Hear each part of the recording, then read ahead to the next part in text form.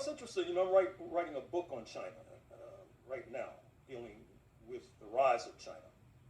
And what's interesting about the rise of China is that in some ways it was facilitated by U.S. imperialism. Recall what happened 50-odd years ago when Nixon went to China and brokered a deal with the Chinese leadership under Mao Zedong, and in return for China deepening its antagonism with the then Soviet Union, a foreign direct investment made its way into China, helping to create this juggernaut that is now in the passing lane.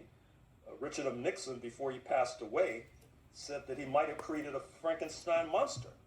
And I think that that's a fair assessment from the point of view of U.S. imperialism. What's happening now is that China is under the gun. U.S. imperialism is seeking to overthrow the regime. China is seeking allies. I recall that when then Vice President Kamala Harris traveled to Africa a few years ago, every airport she landed in, be it Accra, Ghana, Lusaka, Zambia, or Dar es Salaam, Tanzania, were either designed and or constructed by Chinese interests. And now what's interesting about that is that whether or not this current regime in China continues, those airports will remain, for example. And that's the good news. And therefore, I think it would be a mistake, which I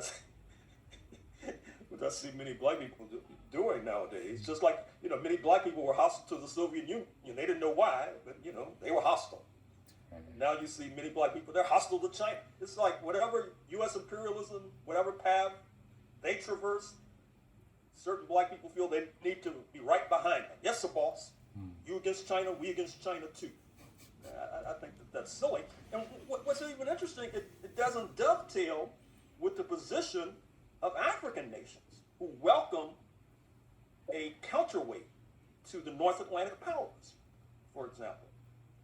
I mean, I'm hopeful that I'm optimistic about the fact that more people are paying attention to Burkina Faso, Niger, and Mali, for example, the Sahel nations who are trying to move in a progressive direction.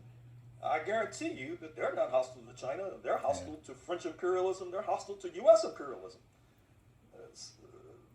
I would like to see black people, if they're going to tail after somebody, tail after the Sahel nations. Certainly don't tail after the U.S. State Department.